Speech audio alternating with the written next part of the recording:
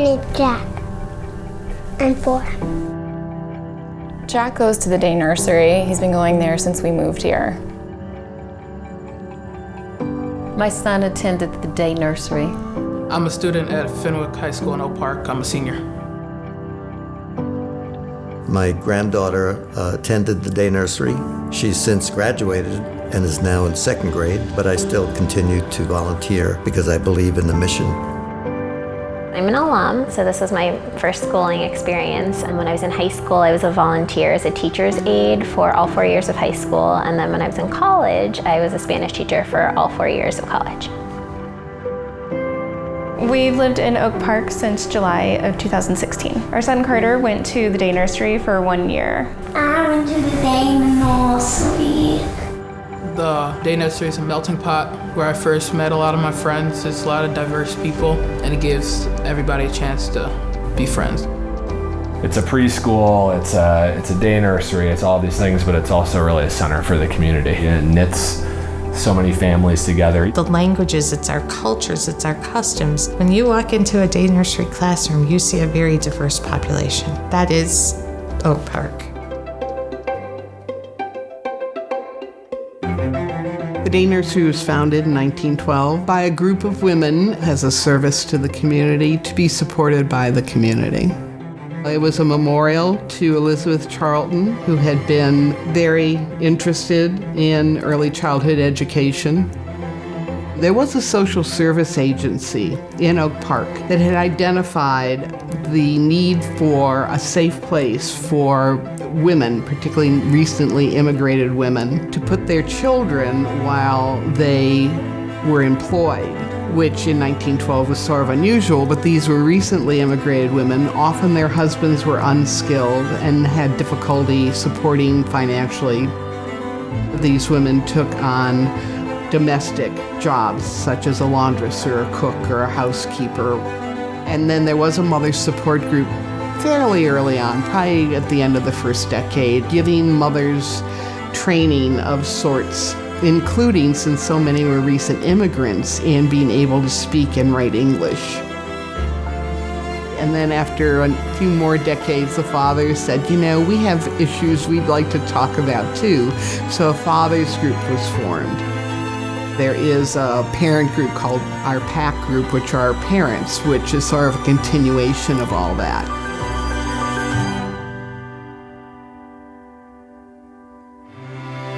So the whole Randolph Street frontage, which this house pretty much occupies, became what it is today in the late 20s. And they hired the architect White to do the work, who was a protege of Frank Lloyd Wright. He had worked in his studio. It appears to me that it was always the intent in working with that architect that it be viewed and configured in such a way that it had that feeling of a home and a house, because that's what they had been in previously. And they thought, especially when you're dealing with children of this age, rather than it being very institutional, that children would feel more comfortable and acclimate better if they felt comfortable in the setting in which they were cared for.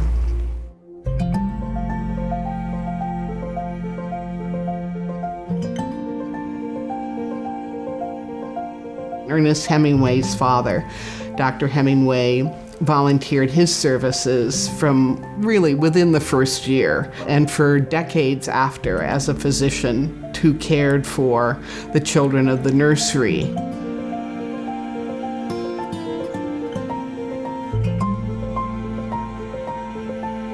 Initially, when the day nursery was founded in 1912, there was a church who gave $200, Pilgrim, and then 19th Century Women's Club gave $300. The other mainstay was to be the community, which they sold memberships to the nursery for $1 a year.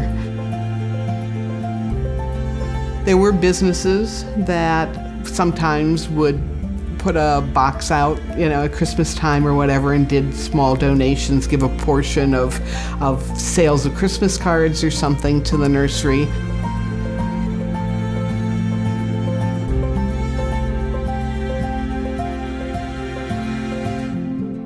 Since 1912, the day nursery has been a trailblazer in early childhood education and care for children of working families.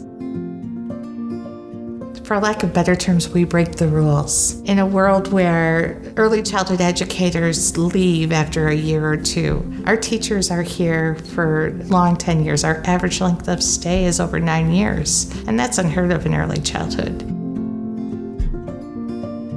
In a world where the state of Illinois requires basic coursework to be an early childhood educator, all of our teachers have bachelor's or master's degrees. We're not afraid to be different, and everybody has a purpose, and everybody is important.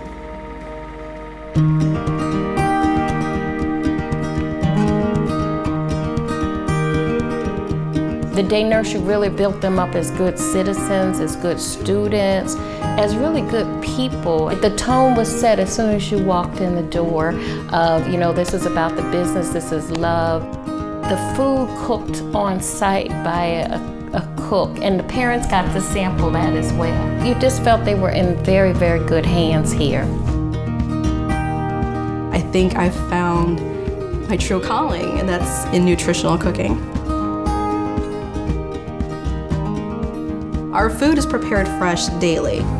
So in comparison to other schools, we're not catered. So the kids are having their food prepared fresh, it's local, and we try to make it organic when we can be. We do a breakfast, a midday snack, a lunch, and an afternoon snack. Nutrition is important in early childhood education because we want them to develop into healthy children and adults.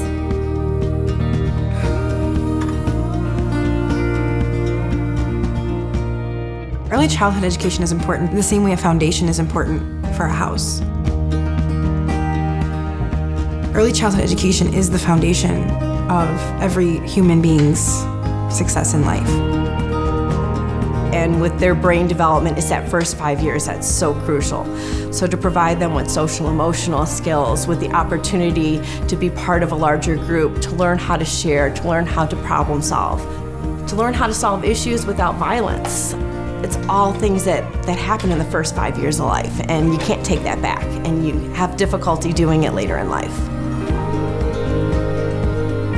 We definitely meet the children where they are. We teach the whole child instead of just focusing on one area.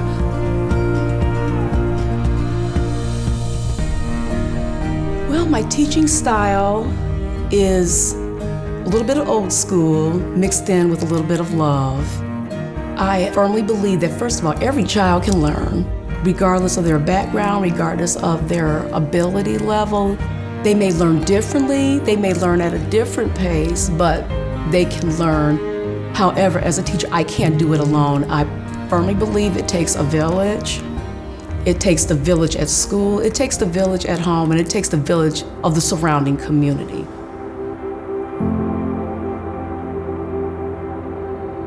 That parents are essential to the success of their child's experience here.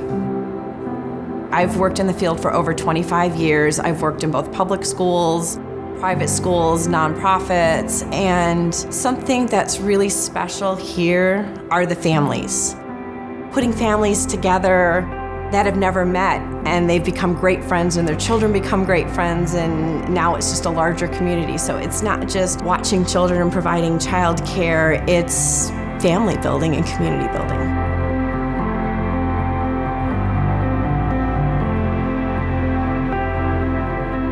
The Day Nursery is helping build the kind of world that we want Carter to grow up in. So I actually am trained as a licensed psychologist. One of my areas of research is on the autism spectrum. And of course, whatever you want to call it, I ended up having a child on the spectrum, which was a bit of a surprise occurrence. And everyone always tells me he's lucky to have a dad like that. And in some respects, I definitely understand that, because I had an eagle eye looking for the right place to make sure that Carter was in a setting where they could actually mold and develop his positive attributes and then help him with some of the things that he struggles with. And the Day Nursery was the perfect fit in that regard. As soon as I saw it and I met the people there and I understood their training and I saw them interact with Carter, and then seeing that over the first few weeks, There was no doubt in my mind that this was the perfect place for a child that was struggling with those things, and also to cultivate the positive attributes that he has. And over the year, they didn't disappoint. They were an exceptional program and environment, and it's hard to find for a child who's so high functioning. You know, a lot of people wouldn't even know that he's on the spectrum. What do you want to be when you grow up? A teacher. You want to be a teacher when you grow up? And kindergarten teacher. That's exciting. You want to help kids learn? Can I actually get my toys all the way to my school? You want your toys at your school? Yeah, for somebody to play with it when I'm a teacher. Oh, you want to bring your toys to share so that they can play with it while you teach them? That's very generous.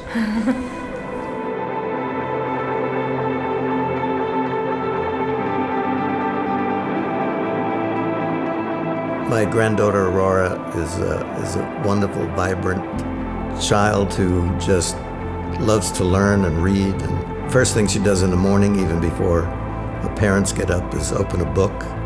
I think part of that is when I used to bring her here, because I would drop her off each morning, she'd go to the little library and she'd pick out a book and want to read with me. Right now, she's in the 2nd grade and is reading at a 4th grade level, and I think this day nursery certainly gave her the foundation to know what is expected of her, but also how people treat her.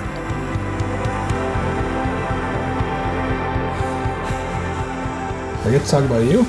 All right. So Jack is a very curious boy, and he's also very thoughtful, and can be very quiet sometimes until you get to know him. And then you realize he's very talkative, and there's a lot going on in this brain right here.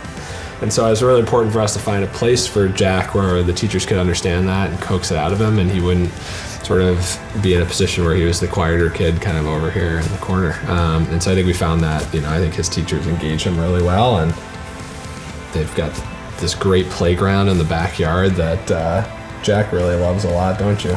Can you say what your favorite part is? Say my favorite part is? Playing outside. Can you repeat the question like that? Say my favorite part is? Playing outside. We tried.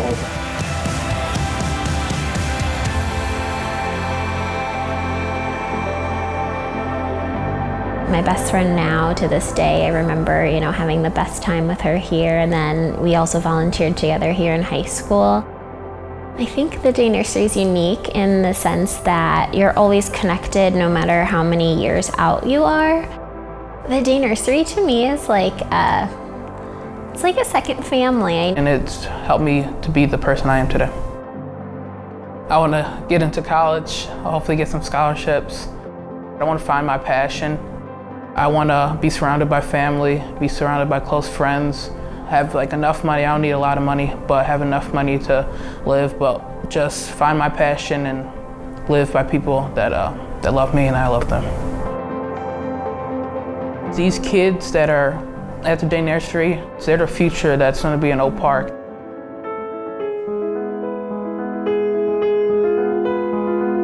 If the day nursery ceased to exist, I'm concerned that our community wouldn't know what they had lost until it was gone. Well, our building, while it's a historic landmark, it's 100 years old. It is a blessing and a curse, and structurally we could use some help with that. We could use help with offering our teachers opportunities for pay equity. We don't serve infants and toddlers, and the need for infant-toddler quality care is astronomical. Currently, there are not enough spaces for our working families in this community, and I wish we could help support those families. Having a historical landmark that houses the program is extremely expensive. We cook all of our own meals. If food costs go up, we don't raise our prices. We have to figure out a way to fundraise to make that gap close. And that's just in food. But that happens if there's a crack in our perimeter wall, or our ceiling starts to leak in a room that isn't even a classroom. But at the end of the day, we need money to keep the doors open.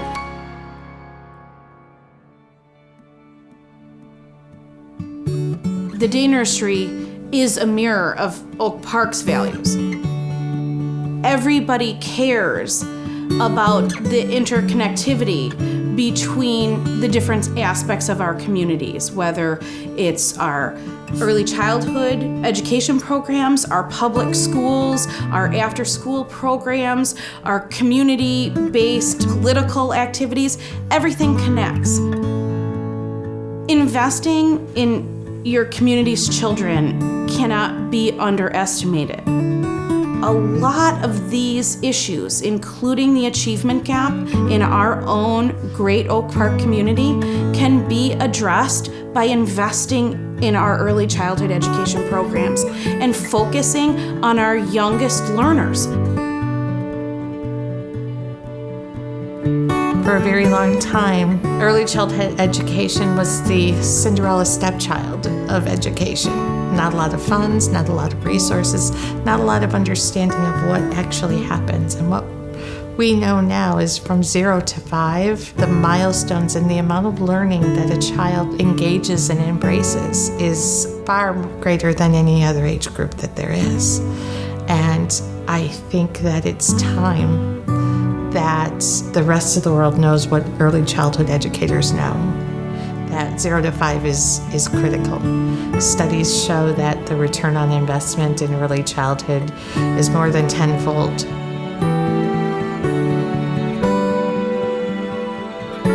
And if we can even minimize that achievement gap just ever so slightly, the trajectory is amazing. On a daily basis, there is an absolute bubbling of activity, but also a quiet structure to the place that makes you understand that learning is happening in these quiet moments. It is so inspirational to me that the Day Nursery has changed, but yet stayed the same. The children still go there every day. The meals still get cooked in the kitchen. Parents still pick them up every day. People are learning and changing and growing.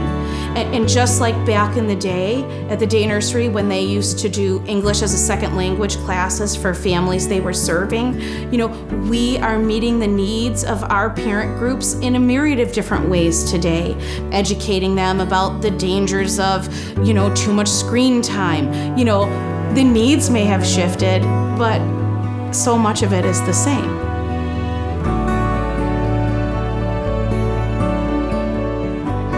What is this? Hang on. I saw.